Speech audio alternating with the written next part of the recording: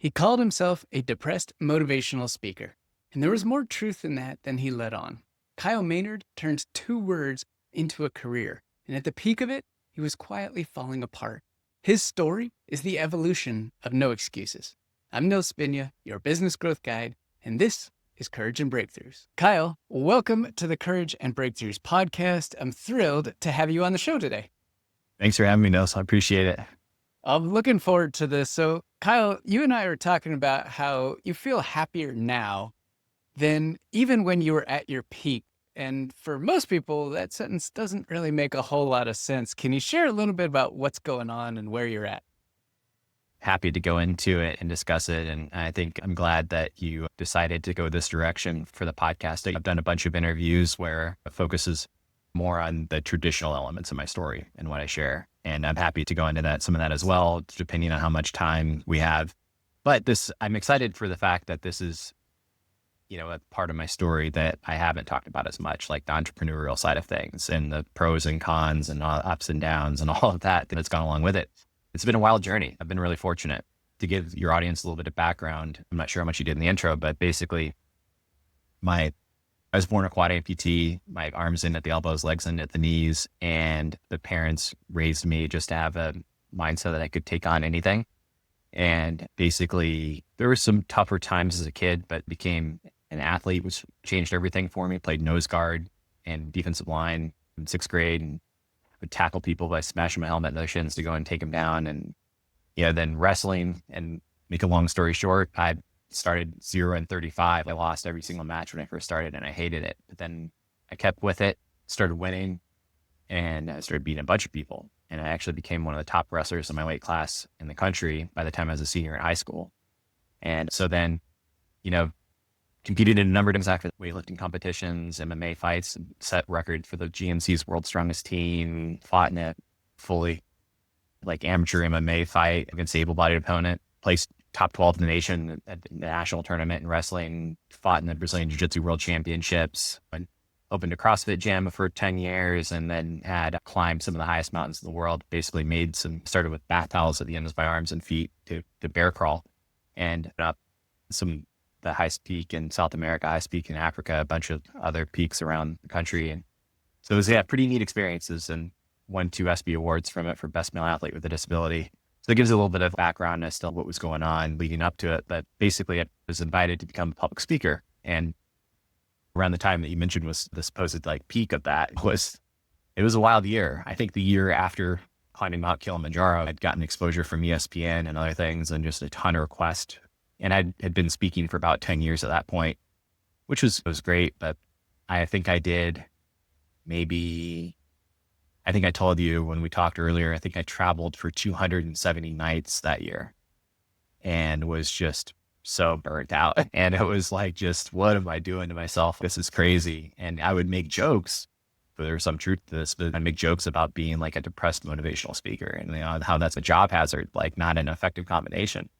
But the truth of the matter was, I was just doing that grind. And the thing with speaking too is that you have to pour your heart and soul into each event as if it's your own. And one of my speaking mentors taught me, he said that, it's the audience's first time hearing you.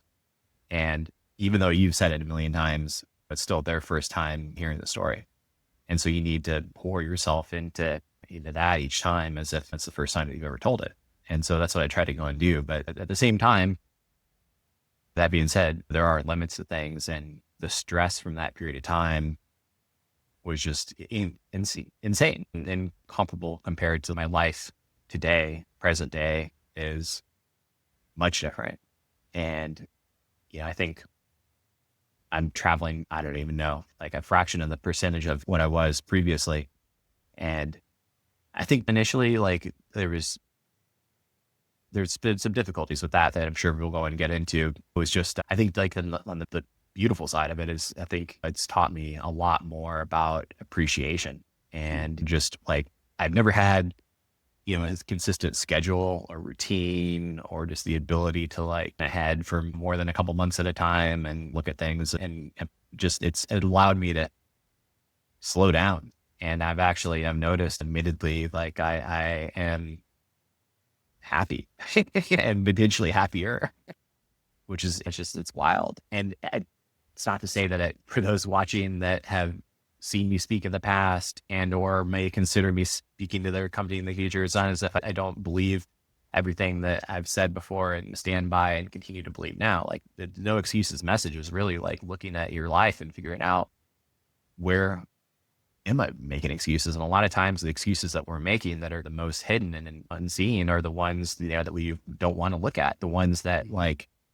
are in the routine and the chaos and all of the things I know that you strive to combat in the groups that you work with, that just get brushed under the rug until it becomes such a big problem that we have to deal with it. Incredible background and initial setup for our conversation. So many things I want to go deeper on. Let me come back first to that 0-35 on the wrestling side. When you started out doing that. And I understand the environment, and you had began to get involved with all these different disciplines. But 0-35 is pretty incredible record from a just mental state of what you must have been going through at that time. So what was the driving force of why you didn't quit and why you just kept going? And how does that relate to all the things that followed and all those incredible accomplishments that you've achieved to date? Yeah, the simplest answer, the easiest answer is, I think if I kept losing, I would have quit. I don't think I would have gone and continued on. I think I got lucky in the sense that I got some success that second year that I kept doing it. And so I lost every match in 6th grade, hated it, didn't want to do it again. In 7th grade, my dad basically tricked me into coming out and doing it again. Oh, really? And he told me this whole story.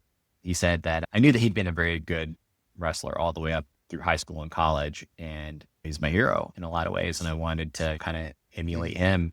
And I think, so it was this maybe a week or two before the signups came for the 7th grade season after losing every match in 6th grade. And he tells me the story. He says, I want to tell you something I've never told you before. He said, I didn't win a single match my first year in wrestling either.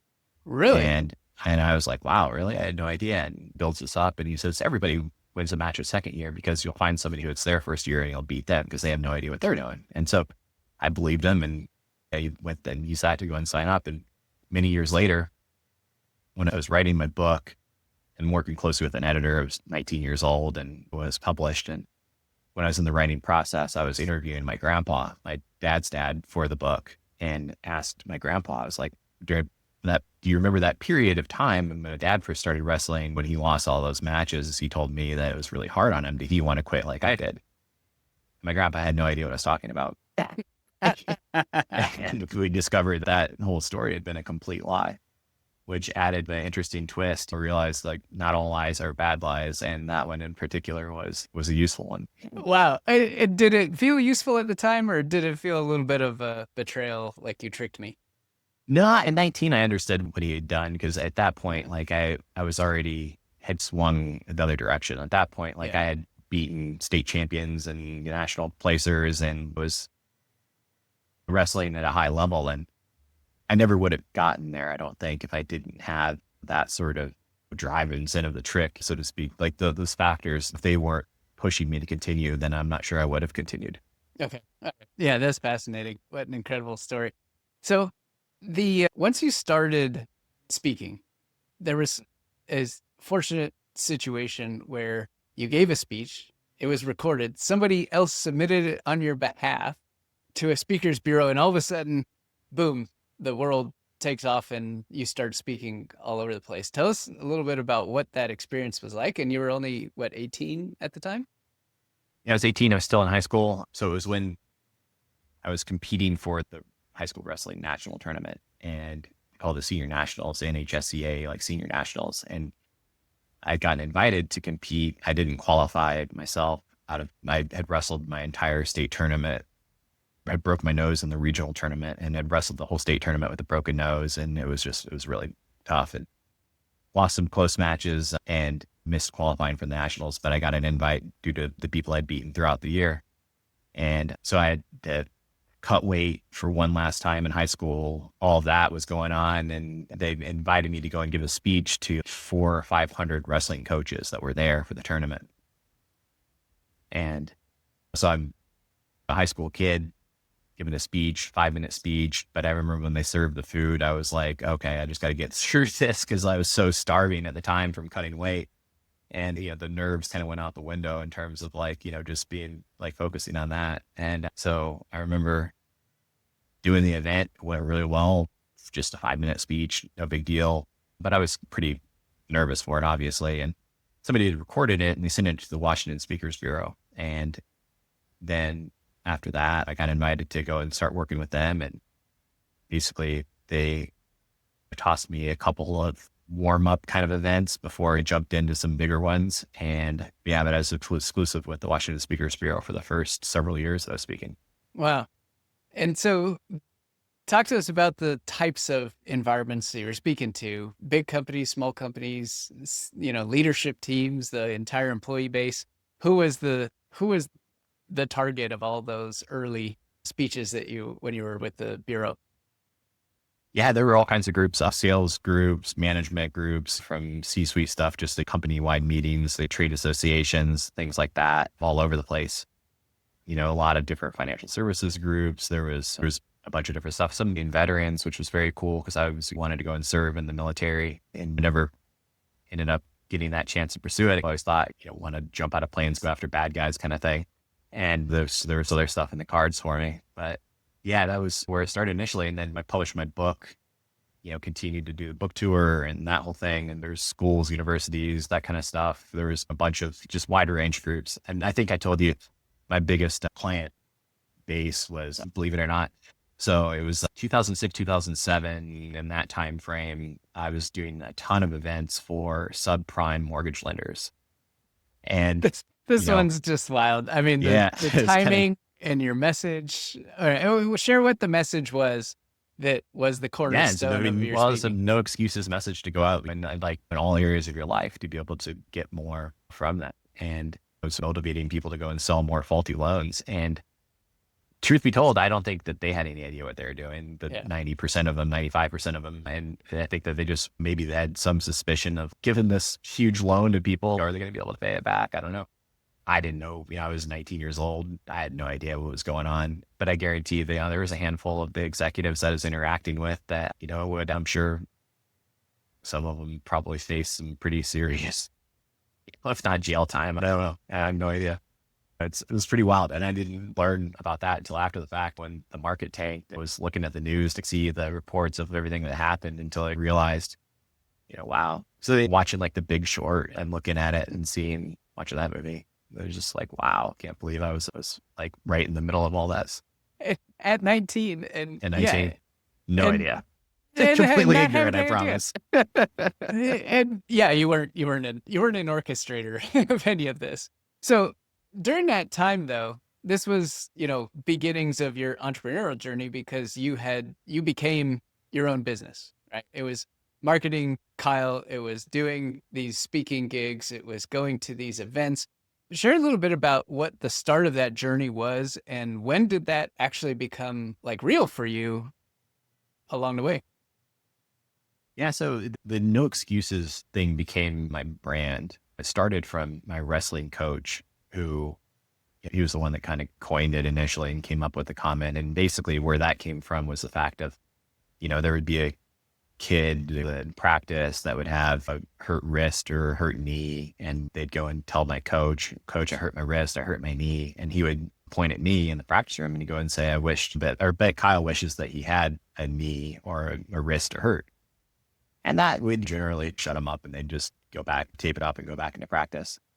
And that's where that whole thing came from. And then the speaking, the book, No Excuses, got to launch on the Oprah Winfrey Show, Larry King, Legacy's 2020, done a bunch of big radio shows and all kinds of things. It was HBO Real Sports. There's a lot of like cool coverage for it. And then it hits the New York Times bestseller list. And so that kind of, again, reinforced like the brand. And then I think it was,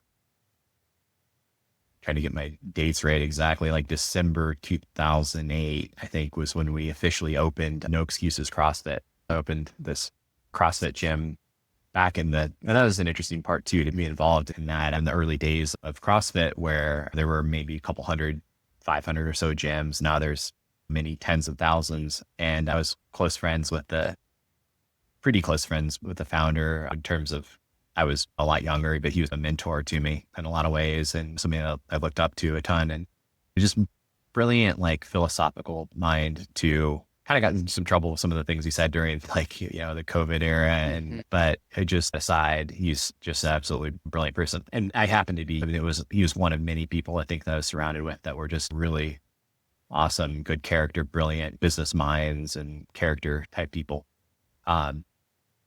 That being said, so then I got involved in a bunch of other stuff, whether it was helped produce and be around some documentary filmmaking and went and did a deeper dive into that, thinking I might want to take on even YouTube filmmaking and that kind of thing for a little bit. I was involved in a couple different, one of my own, and then one later on, one of my close friends with a supplement company.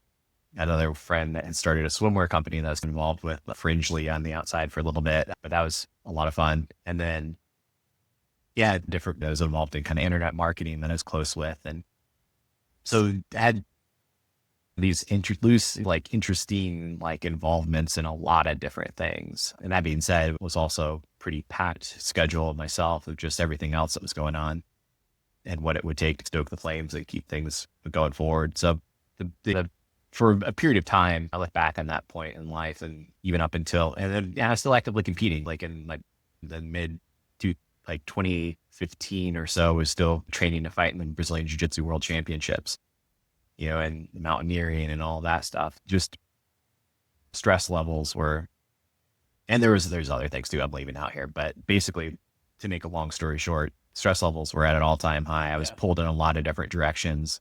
I know you coming from Silicon Valley, and that you can relate, right? It's just people that like thrive on caffeine and stimulants and just try to get every last drop of juice out of the can of themselves. And I think we don't want to realize when we're in that mix that there's also a cost associated with it. And for me, I think it was the biggest cost that I experienced during that period was just like complete time blindness of like how much time was going by without really stopping to appreciate and realize, hey, like life is short. You got to take it in. Which is interesting given the amount of different things you were involved with. You might say, wait a second, it seemed like you were, completely aware. But at the same time, I'm hearing you say it was so much chaos that you couldn't even really truly understand what you were involved with at the time because it was going by so fast. Is that right?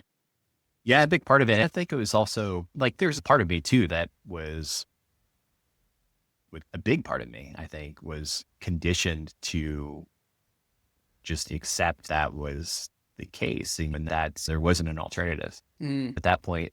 And I mentioned briefly, because I just talked to him today, one of my best friends, it's a former Navy SEAL, and he was a combatives instructor in the SEAL teams. And one of the biggest group that I've gotten the most honor from myself was I got to go and speak to a bunch of the classes that he taught. Wow. That were going through the kind of the guys that were in training, attempting to graduate to go into a SEAL team. And so many of them that are in now today, I got to go and speak to a lot of the classes, and that was awesome for somebody that wanted to go and serve. But you think about like that culture, and then you add in the wrestling, jiu-jitsu, and mountaineering. It's like those cultures collectively are all about just deal with it, get the job done, no matter what it takes, push. And like, I was, I think, too young to realize any different. Yeah. And I think in my 30s compared to now at 40, then it's just the difference is the fact that now I think have hopefully somewhat learned better. There is at least a choice. I know if I ever got back to that point in time, it would be under my own volition, as opposed to feeling as if I'm whimsically being tossed around and this is happening to me. And that's what I think, hopefully, if this helps anybody in your audience at all, is to go and acknowledge the fact that it's choice, that it really is. And there's trade-offs to that choice, right? My things have slowed down for me significantly. Things have slowed down since COVID. I'm not involved in nearly as many projects as I was before. I don't have the same income that I had before, but I have a higher degree of like peace, and that's led to happiness and routine and all of those things that I have now that I do day to day, where I can sit and watch a baseball game with my grandpa and I don't have to worry about what else am I not doing, that spend time with family. And it's a radically different experience. Yeah. At what point do you think that shift started to happen? Of course, there is an age component. And as you progress, as you shared, got a little bit older, it shifted. And I know COVID was a big piece of just, the entire world. And a lot of the things that you did were shifted as a result of the lockdown. But what do you think were some of the key different triggers that took you from this, I'll just going to ride the tails of whatever's in front of me, to I'm going to be more conscious and aware and appreciate where I'm spending my time? Yeah. So things basically hit like a dead stop for me and a number of other speakers during the COVID year. I don't even know. And like barely made hardly any money like the COVID year hit. And I know a bunch of people in that same category, a bunch of people, they went through significant losses and had to go through that. I thankfully didn't have a lot of like payroll expenses other than myself at that point in time. But everything stopped. And so then it was like, okay. And then things started to come back, and it was around that point that I decided to try to revitalize things and make a concerted effort, and knew that there was opportunity for me to kind of transition from exclusively giving a speech and leaving into some sort of ongoing experience. Call it consulting, for lack of a better word, coaching of some sort, something in that capacity. What was the shift there? So for years, you just did the speech and got on stage, delivered your speech, bounced, went to the next city, did the same thing. What was the shift? Why did you look to build something in addition? Well, I think there's just a tremendous amount of opportunity left on the table. One of the hardest parts of any sales process, right, is the initial exposure and developing that relationship. But the thing with giving like a keynote speech, for the most part, like if the speech is built around my story exclusively, then I can only give that speech one time. Yes. And so it's like a one-use product. And from a relationship building perspective, it didn't necessarily make any sense that if I could go and build something that was a good quality product experience, all of that, then, then there would be opportunity for an ongoing relationship. And so that's what a ton of people do. I know that loosely what I know about what you do in your process, there's probably similarities, and there's a bunch of people that do that coaching kind of consulting thing. It wasn't like trying to reinvent the wheel, but wanted to have my own kind of spin on it. And so initially tried to go and do that. And I think like one of my Achilles heel weaknesses, I think for the most part, is I have had a tendency to be very all or nothing with things. And, instead of just starting slow and experimental and all that, like I've hired some people and spent a bunch of money and time and like on this process. And it just was ended up, to make a long story short, for a year and a half, 2 years, was just like a train wreck. And waking up to that all the time, to the point where it was like, it was a nightmare. And I don't entirely, I'm not like blaming anybody other. I think I had so much to go and do with that too. I had vision and ideas of things I wanted to go and do and execute, but the execution wasn't there. And I think one of the biggest lessons I learned there too is the fact that there are people that should not be working together. And in a bigger company, you can go and separate people and say that have disputes and whatnot. But in a smaller company, you can't, and there's kind of nowhere to hide from things. And if you have people that have wildly different views of the direction and the way that the world should go, then it just doesn't work. And I learned that lesson the hard way. And I've always been one to try to be the bridge, make people see the other side, the kind of thing. And it's worked in the smaller doses that I've had to go and do, but in here, it didn't. And so I just had to shut things down and then reassess, and ended up like my whole family relocated up North Georgia in the mountains. A bunch of my family's here, all within an hour of each other for sure. My parents and grandpa and sister all live close by. So I ended up moving back in to my parents, and just to be close to family and kind of not necessarily have to like worry about things for a while. And there were other factors too. I think the stress that I was experiencing during that period of time, it re-aggravated like a traumatic brain injury. And so I went and did some like scans and had discovered that like whether it was probably from jiu-jitsu competition and eating a knee to the head every now and then, there was significant like brain injury stuff. And I think the stress had reactivated that. And so I just felt like crap all the time. And worked closely with the Amen clinic in Atlanta and did some scans and protocol to get back on track. And it's actually made a huge difference. And I think it's a big factor of what's helped a lot. There are a number of other things that could have caused it to and still am, like, I believe there's some like medicinal like use to this, but like was very interested in psychedelic like rehabilitation from psilocybin and things like that to go and help people. But in some cases that can cause issues and it can exacerbate things. I'm not entirely sure what it was for me, but I know that it didn't feel great at all. But as soon as I shut the stress switch off, then things started to go in the right direction. A new stress emerged, and that became, okay, now you have this void, what's going to occupy you now? And instead of jumping to have an answer for that right away, then I just decided to intentionally stop and just take a breath and just begin to develop a routine, like I said, and slow things down, small town living kind of situation, enjoy things. And it's wild. It's like, I think that alone has made a huge, huge difference. My parents have a couple Cocker Spaniel dogs that I love deeply and have been close to them since they were puppies. But the fact that one of them is very extroverted, one's kind of more introverted. But in the morning, like I have a routine, like I'll get up and I'll go and they're like first thing I'll go and see them. And sometimes one of them will be waiting outside in the morning and just to go and love her. And then the other one, I go and make my way over and give her like a loving kiss. And it's just little moments like that have become really a lot of fun, really special. That's, such a far cry from the world you were in and 270 nights on the road that not that long ago. And that new stress of, finding your new routine and new rhythm.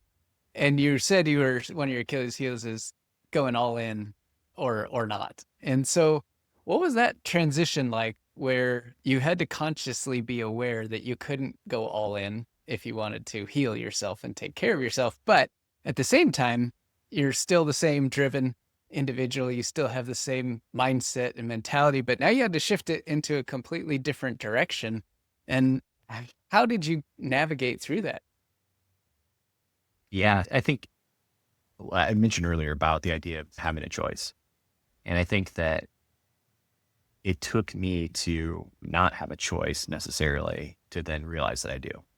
And I think the fact, like the COVID period being that kind of first initial slowdown, and then the idea of the group I'd assembled to work together and that not working out, that wasn't my choice. Obviously not my choice with the COVID situation, not my choice for that to go and work the way that it did, to re-aggravate the brain injury, no choice. And at the same time too, obviously the physical side of things had always been a huge part of my life. And I had just doing a normal workout injured my arm in a way that like just my elbow, which for me, like an elbow is walking down on all fours.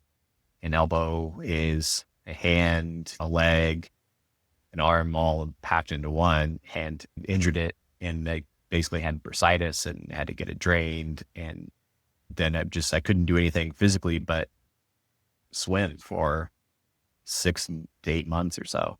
And all of these things happened and coincided at once. And it was like, okay, like I can take a hint from God, the universe, just whatever is happening. Something's trying to tell me something here. Trying to tell me something. And I was like, this just wasn't sustainable to where I was at. And it took a little while for sure. It wasn't like an immediate thing because like I said, I think I then jumped to that stress of catastrophizing of, oh no, the what if scenario and this and that. And I think that the worst part of it too was the feeling as though I had let people down, other like that I wasn't at my best self, that I had somehow appointed people that had invested in me in some way. And like, and I just realizing like how silly that was, with the fact that these people all loved me to begin with. And I was the one beating myself up over things. And then, just, it was amazing. I think as soon as I identified this and realized it, and just was like, okay, wow, this is just nonsensical. Like how quickly, like that alone started to go and change things. Like even in terms of just I think in the last like year and a half, 2 years, I've given some of the best speeches I have in a long time. I've connected with people more. I've learned a different side and perspective of the message that I was already sharing, and an important one too. And I think that one that's relatable in a lot of sense, that like life throws these curveballs and things that we don't necessarily know and can't prepare for. But I think that there always is, then it comes back to that mentality of like what's within my control. And that I think alone was like, okay, there still is a lot within my control. And for that to enjoy the process was a huge part that was within my control. It's like, not that I'm going to go in and enjoy everything every day, but there's a lot of stuff that I was missing, in life. And I've since gotten to really take that in.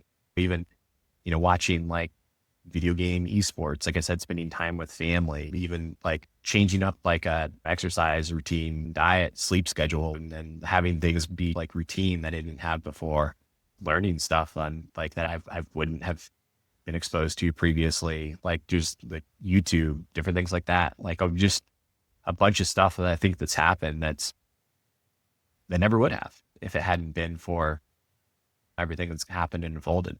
And I think we see things only through the lens that we kind of look through, like sometimes just really short-term kind of thinking. We all go and do it. But there's some of us who go and step back and realize, wow, like just the gratitude and thankfulness to be alive and to see us and like where we are at this stage of humanity is so wild. And that being said too, I had in the last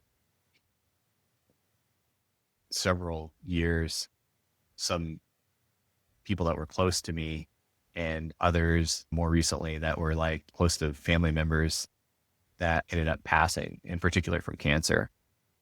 And so then I would just stop, and I think that would compare myself, which ironically I think was a lot of what people would go and do at my speeches early on. And it's where the whole no excuses thing would be interesting, right? It's, oh, okay, this kid doesn't have arms and legs. He's not complaining. He's going and doing all these things, blah, blah, blah. I need to get off my butt and go and do the same thing too. That was with the unspoken type thing that people would sometimes internalize.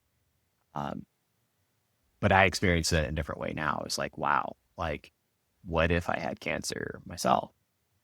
And thinking about that, ironically happened there's a couple of like cancer commercials that I'd see and was exposed to. And I was like, some of them would talk about like just life extension and knowing still that it's a terminal thing, that they were going to be, just getting a few months was important to them. And I'm like, man, what a different perspective. If you're taking the medication just to be able to go and have the hope that you would have a couple more months than you would have had, what have I done in the last couple of months? As I continued to go and take that on and to go and think about that, then it like really changed my perspective in so many different ways, where it just became not grateful in the sense of, oh, I'm going to go and do a bunch of mantras and gratitude journal kind of thing. But wow, no, okay, I'm grateful just to go and look outside at some trees and breathe the air. Wow, I'm still here. And if I only had a couple of months to go and do it, what would that be like? I'm not the first, obviously, person to have this realization by any stretch of the imagination. No, that like the Stoics and memento mori, the idea of visualizing your death and all that to go and make life more beautiful. But these ideas have been around for a long time. But what I'm fascinated with now, and what I mentioned to you, is an aspect of what I want to go and make a stab at doing and see how it unfolds. But there's some compelling research around some of these ideas, and in particular, I mentioned one study to you where it was basically a study that was done on people that were recently, like two groups of people. A group that was, one had been recently paralyzed, and then another group that had recently won the lottery. And, like a significant amount, like in like like a significant lottery winning. And the happiness the day after, obviously the lottery group's at the highest high kind of thing. And the paralysis recently paralyzed, they were at the lowest low. And it would take, I think it was like between 12 and 18 months that converged. And yeah, completely hits that spot where the group that was recently paralyzed actually became happier than the group that had the lottery winnings. There's an idea behind that. There's the idea of post-traumatic growth and the fact that we had those experiences over time. But now I think that there is a mentality that can be manufactured without the idea of having a significant loss. You don't need to go and have the trauma to go and have the growth that you can have associated with that. It's fascinating research, one, to think of putting those two groups or comparing those two groups, seemingly opposite ends of the world, but yet they completely swapped places within 12 to 18 months is just absolutely fascinating. So what do you think is the core takeaway so much, but what do you think is the core lesson that you take from some of that research that you've integrated into your life that perhaps is even working into some of the, speeches that you're giving and some of the things that you're doing to help evolve your positioning and the No Excuses brand? Yeah, I think it's evidence of the fact that my experience is not a unique one, in the sense that I think it's a pretty human thing. And I think it certainly fits in that category of post-traumatic growth. And I think that the idea of courage and strength and those type of words, like that your message is rooted into, as many others, right? Like it's, that doesn't come without significant hardship and dealing with challenges and setbacks, and find that principle in a lot of different places. But I think that from a quality of life perspective, it's something that I'm learning now where I'm like, man, what is it that I really am after in this life to go and pursue? When was the first time you remember asking yourself that question? Ironically, I think a lot of times, like I mentioned, starting speaking at 18, 19 years old, at that whole period, I began to go and ask that because of the nature of giving a motivational speech, right? And what is happiness? But then there's a difference between learning something in a book versus lived experience. Lived experience takes time. And I think that, like I said, I think the pivotal point was really learning the fact that, look, my life is not on autopilot. I do have a choice. I don't have to engage in this nonsense if I don't want to. And it's as simple as that. There's plenty of other things and other directions my life can go that are wide open. And I have no idea necessarily what it's going to be. And I know that the speaking and kind of promotional side of things will always be a part of it for sure. Undoubtedly, probably be doing that until the day I die. But yet it doesn't have to be all consuming in the ways that has been before previously. There's other stuff I can go and do. And just to have that choice, I think is pretty critical. If I had that perspective, I think that perspective and still choosing to do, if I chose to do 270 nights of travel, I think it would be a different experience. Yeah. Because I'd be choosing it. I'd be going and saying, I know that I could do something else, but I'm going to go and do them. So it's not that you can't go and do those things. You absolutely can, for sure. You can go and do, and there's going to be a trade-off. I know that I'm not going to be as healthy. I'm not going to be able to, I think I'm going to have to sleep in a different hotel bed every night kind of thing, and conference rooms and all that. But yet, there's other perks. There's nice stuff. You get diamond medallion in an airline. It's awesome. And there's other things. You meet a lot of other interesting people along the way. You can have some interesting stuff happen. That's great. You make more money, all that. But it's a choice. What are you choosing to do? And some things, when you're presented with something that isn't a choice, that you have to go and deal with, then it's a different process to kind of, okay, to accept. And my first friend that was a Navy SEAL who's since passed away, but I know he lived this quote to his dying breath. He died from a brain tumor. His name was Richard Mickwitz. And he had a mantra that he'd repeat. And he was a Navy SEAL, and he was a Zen Buddhist monk. So about as the spectrum as you can get, and radio host in San Antonio, I believe, and a number of other things. But he had this mantra, and it was not dead, can't quit. And times when the climbs would get really tough, that's what I'd go to. Inside of, if I was exhausted in a wrestling or jiu-jitsu match, like that's what I'd go to. And I think now I'm experiencing that in a different way. And I know as he's going through his cancer journey, I'm sure that he experienced that differently there too. And, but I think what it's taught me is the fact that, look, like that stuff is always going to be there. It's always going to be looming. You don't necessarily know when it can happen, but yet, like, the best way to go and prepare for that now, I think, is appreciation for what we do have today. And if you think about, project out, like if you imagine taking a cancer pill to go and just get a couple extra months, what are you going to do in your life in the next couple extra months? How different would that be if we actually really looked at things that way? It changes everything in an instant. Right. I want to come back to that sense of, not having any idea of what the future could be, which means it could be anything and it could be nothing, and becoming to terms with being okay with that. And, in the entrepreneurial world, it's probably talked about some, but the level of uncertainty that everybody can handle is different. And so how have you adjusted from a, certainty of saying, I know I'm going to do this many speeches, or I know I'm going to be on the road, or I know I'm going to be able to compete in this, or I'm going to climb this mountain, to saying, you know what, I don't know what the next 365 days are going to be like, but that's okay. This feels like a monstrous different position. It's a different mindset, obviously, but, what's that transition been like for you, going from level of certainty, I know what I'm doing next, to I'm okay not knowing what I'm going to do next? Yeah. So much of it is, I think, a lot of what we talked about is just like, you look at like that as an aggregate kind of collectively, like just that changing things. But I think about that question, like,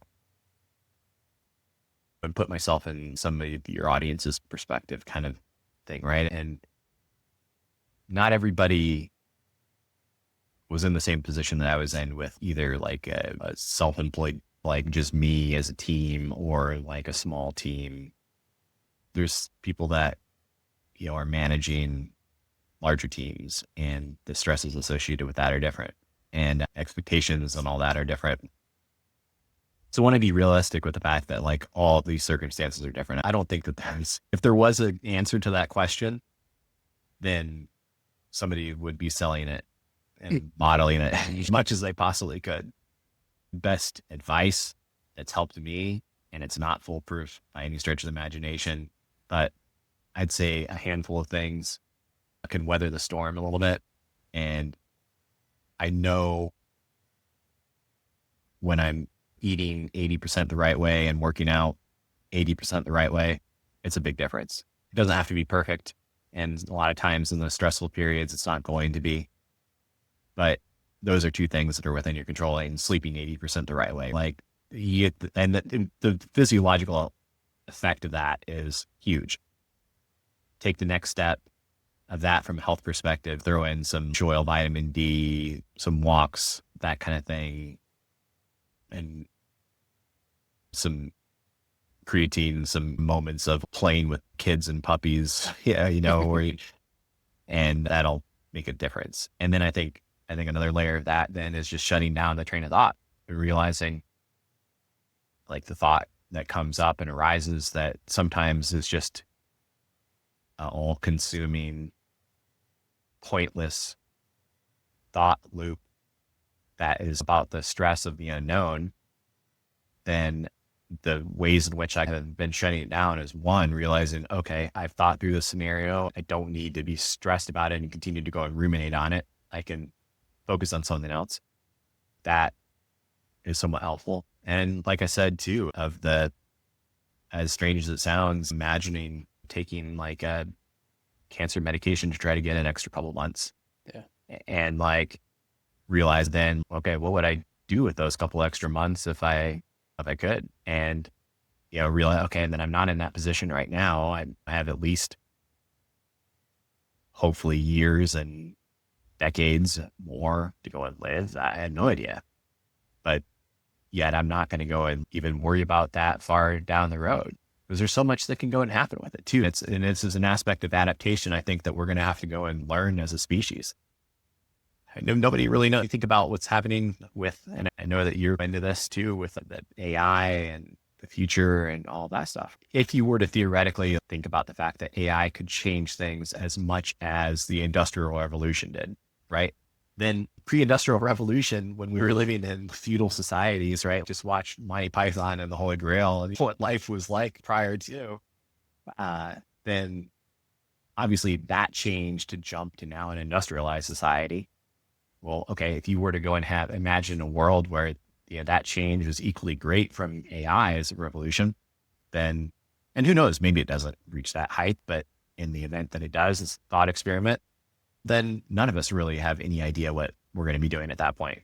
That's a great point. Unless you're Elon Musk, but even then it's a totally different set of problems, a totally different set of things to go and deal with. And to think that him as an example of someone that's not stressed into his mind and somewhat envious of someone that's even working $15 an hour job, like there's probably some times where I'm sure that would look at somebody like that's not so bad.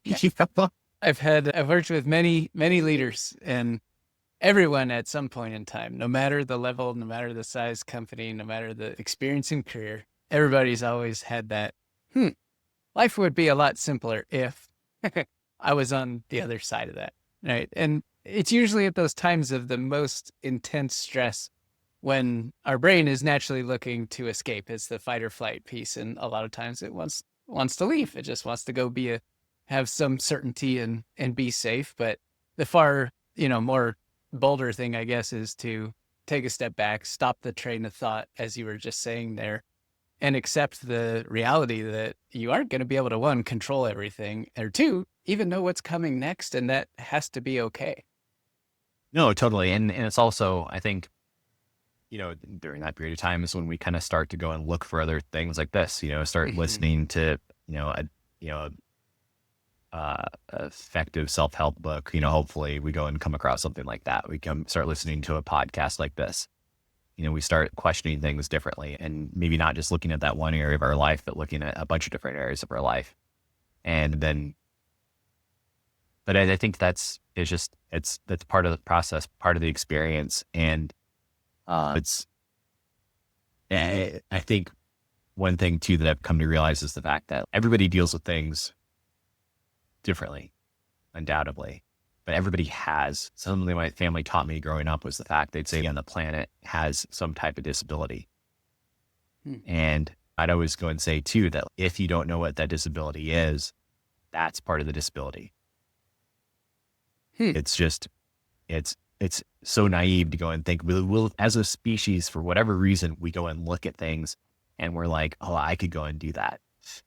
Like for me as a kid, I would dream about being in the NBA, but being a basketball player, even at a middle school, high school level, was never going to happen. So then wrestling was something I could go and do. But the deal is that you could have played basketball in middle school or high school. I don't know if you did, but you could have. But you're probably just physically don't have the DNA to get into the NBA. That's right. 100%. And 99.999% of people aren't going to. Yeah. Like the NFL draft just happened. Tons of like amazing athletes, really good athletes that weren't drafted. Yeah. Diego Pavia, who's like a Heisman Trophy candidate, didn't get drafted. Was good enough to be a Heisman Trophy candidate, but not good enough to go and get drafted for the pros. Like it's tons of talent. So again, it's like, where does this disability reside? And all of us in different ways and different things and that. And I think it's not necessarily like a change and no excuses messaging that I've espoused. I think just a deepening of it, because it's the idea that like where are the excuses? Mm-hmm. And there's a group that I briefly mentioned to you when we spoke in the kind of pre-interview leading up to this group in Spain that I've given a bunch of speeches for, and just their tagline for their series, I think is most relevant, but it's Lo que de verdad importa, which translates to what really matters. And there, I told you that my favorite speaker I've ever heard, Nando Prado, was amazing. He was a survivor of the rugby team and family that crashed in Andes Mountains and had to survive for over 2 months before him and 2 others hiked out when they realized that there was no rescue coming for him. And just the story from that is the most insane survival story ever. And professional climbers have gone back to retrace what they did. And they said it goes beyond impossible. This is inhuman. And because they were forced there, like they had a will to survive, and they did. And, what they've created in their lives afterwards is incredible. And that's an amazing story. But the group that brought him in, the group that brought me in, the group that's brought in many other people that have endured their own variety of different challenges from different things and different ways in life, messages located right on Porto, what really matters. And so to me, it's like with the excuses that are being made, it's what excuses are keeping you from what really matters, and how to address those things, how to go and do something about that. And the greatest gift that I've ever been given in terms of my career is the fact that people go and tell me afterwards, my life was going down like one path, and something that you said shifted me and led me down another path. To me, it's the hugest reward that I could ever get from giving a speech. And now I think it's just taking that and deepening in it in a different unexplored direction. And I think it's brought to you by just the difficulties of the entrepreneurial path and journey that so many of us can relate to that have exposure to it. Absolutely. That message of what really matters is incredibly powerful. The no excuses has been the brand since the beginning. But your message around this is evolving. It has evolved and is evolving as you're in a completely different part of your life, and you have evolved as a person. So you share a little bit more about, what that no excuses meant to you, that message meant to you back when you were starting out at 18 and even in your early 20s, and what it means to you now at this kind of crossroads and, a whole different future ahead of you than you did in the past. I think when I first started sharing the story, and there was always like the physical side of things, right? With the wrestling, mountain climbing, MMA, jiu-jitsu, weightlifting, like that. It was like very much like a big part of things, and family stories, other stories like that, and some aspect, a little bit about just day in life stuff of whether it was the entrepreneurial things, opening a gym and driving a car and that kind of thing, learning how to type and eat and drive and all that. Just the idea was there. I think that the no excuses was like really about what is my potential and what are other people's potential, and how do we go and limit ourselves by not trying something new and not like just dealing with something because it's hard and difficult at first, but learning those lessons to go and fight through to get past it. And performance, being around performance cultures was always a huge part of what was important to me. Just people that, would few and far between would you hear them whine and complain about their circumstances. And all that stuff, I think, is still there. And I'm still super appreciative of the fact that's the case. I'm thinking about like people don't go and realize like the work and drive that it takes. Like, think about the fighter pilots that are like flying the missions like in Iran. The fact that we've had one fighter pilot, two that went down, and the whole rescue mission associated with that is insane. But that like side of performance culture is one thing. Like they're just like performing at an unbelievably high level and having to go and deal with unbelievably high levels of stress. And a lot of the lessons that go and exist there, a lot of lessons that exist inside of the sports world, like all that can be brought to a boardroom. It can be brought to a company, it can be brought to a school and all that. And that's great. And then you go and learn something about yourself. You take something on. For me, climbing some of these highest peaks, going the peak in South America, Mount Peak in Africa, Mount Kilimanjaro, If you want to go and learn more about my story, like you can go and type in Kyle Maynard into YouTube or Kyle Maynard mountain climbing, and and that'll pop up. ESPN did an awesome story on the Kilimanjaro climb. I think it's still on YouTube, and there's some stuff on there that people can go and see. But to make a longer story short with that, like each one of the climbs that I was there, I was brought to an absolute breaking point. And I was literally breaking. My body was broken and it was bear crawling down on all fours. And as everything in me was screaming to quit, and then had a number of things happen where it was like, just realized like, I just got to focus on the 3 feet that's right in front of me and just deal with that.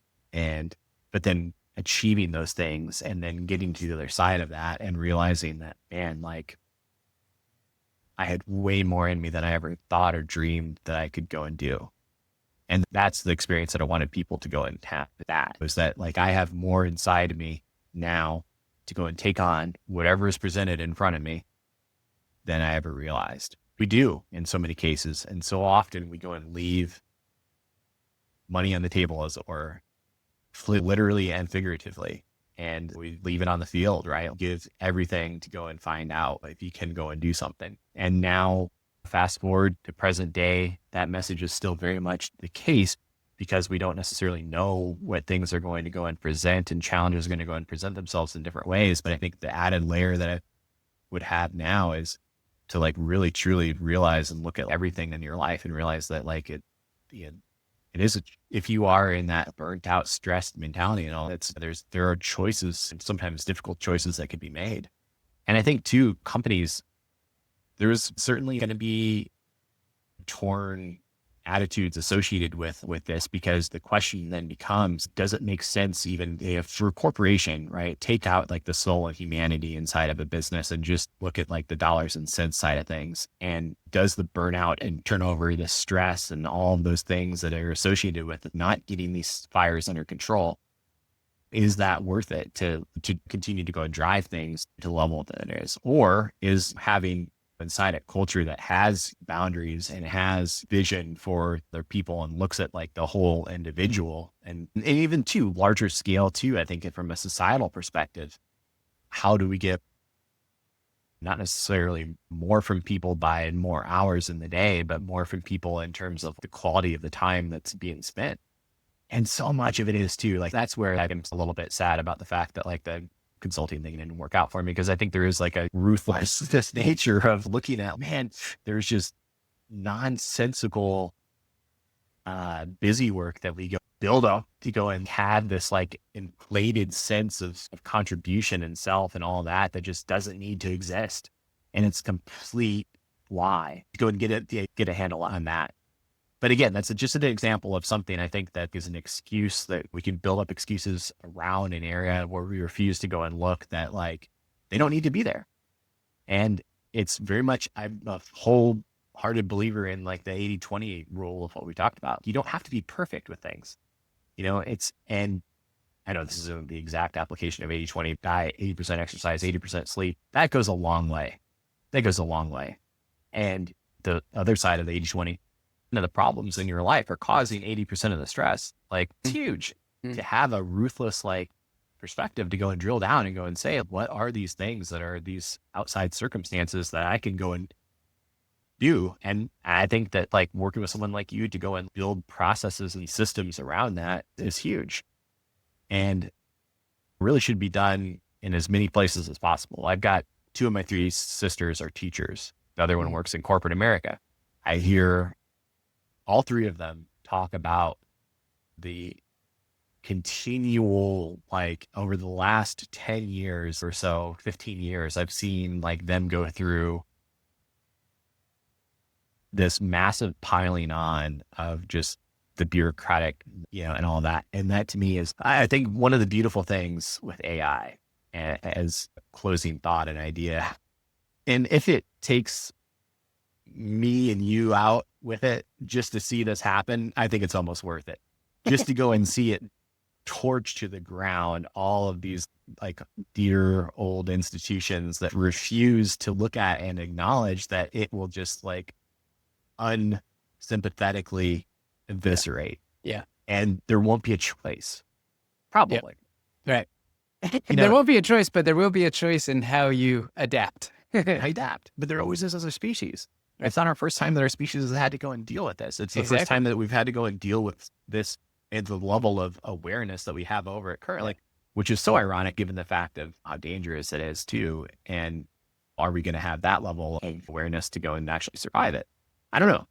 But I think that, so I hope it doesn't torch to the ground all of humanity, just the stuff that I don't like. But just a bureaucracy, just the bureaucracy bureaucracy. and red tape. It's gotta go. Yeah. And that too is, it's not to go and politicize things or whatever. It's a universal message of there's always just better and more efficient ways to go and handle stuff. And like we look at things, I think, through such like a myopic, narrow lens sometimes. And instead of taking a step back and saying, man, like just something in us, I think, is hardwired to do that. And it's, I think, an aspect of significance. And I think you probably know a lot more about this area than I do, but I think it's just very interesting how many excuses are overlooked in these areas of business and life and other things that just, that doesn't need to be that way. Agreed. And I think if there's anything that I would want people to go and learn from this or any message that I'm part of, I think it's firstly like that you have way more left in the tank often than we realize, and that we have the possibility to go and do so much more than we realize. And it's only when we're tested in those moments that we can go and actually learn and discover that. And now I think it's just to have a conscious awareness around the fact of what are those actual things that matter most to me to go and do, and to have the same ruthless conversations of like eliminating those excuses. That's still very much the case, but then to be compassionate to ourselves in the sense that like our whole lives and the way that a lot of like just the world and operates is especially around high performing cultures, is that it's not been that way for a long time. You know, you never heard about, you go back and look at like pro sports 30, 40 years ago, or executive meetings 30, 40 years ago, or special forces military operators talk 30, 40 years ago, and how much they talked about, for instance, like recovery then compared to now. It was almost non-existent. Yeah. And now all of a sudden, like we realize that. Why? Because we've gotten softer in that sense, especially in those communities. But now we can look at that and go and realize we were missing something. Yeah. We're missing a huge element of performance. And I wholeheartedly believe that I think that when companies start looking at like the whole of the individual and their employee as a part of their family and tribe and community, and not just giving it lip service to go and do that, but actually genuinely taking actions towards that, then I think that the world will be a better place. And I do believe that the AI revolution is going to bring about a big part of that, because I think that whatever is left is going to, whatever emerges, I think, from us, I think will require us to have that, realization of the whole individual, compared to, say, like very similar to how the recovery conversation didn't exist 30 or 40 years ago inside of the high performance circles, and now it does. Yeah, it's incredibly powerful evolution of a message, a brand, still the same at its core, but tuned in a completely different way due to life. And that's the coolest part. Hearing your story, totally. And I knew about the brand and your message, had seen your stuff before, but now looking at this crossroads that you're at and seeing where you're going and how that message is going to help more people in a different way, that's just an incredible evolution. I think evolution is kind of a core to our theme of a lot of what we've talked about here. And it starts with having a choice of what are you focused on? What's possible? How much do you want to give? How much more do you have in the tank? And some of those, key points and quotes that you mentioned for your friends are just so powerful. So element of more in the tank, thinking about it in terms of this next step for you, not next step, but next, I don't know, just evolution for you. What is the more in the tank for you in this next phase? It's one of the biggest unknowns for me right now in terms of what like I will feel called to do. I would say probably, to answer your question, a bit of all of it without barring, admittedly, if I were to have an opportunity that presented itself with a paycheck with a lot of zeros, then it would change things where I would probably say, okay, I'd sacrifice whatever for this period of time. You'd and make do the something. choice. I'd make the choice. Mm-hmm. But I think that barring that, I think in the meantime, I think that there's probably going to be an aspect of all of it. But yeah, and similarly, like when I started climbing, a lot of people had asked me like, how are you going to do this? How are you going to go and do that? And specifically with like gear and equipment and things like that we had to go and figure out. When I mentioned briefly, like I started with like bath towels wrapped around my arms and my feet. And then I changed to using like leather welding sleeves on my arms and feet. And that was kind of like one of my first shoes. But still was brutal. Like it cut off, like took a lot of the skin off my arms when I was using it because the leather was tougher than my skin.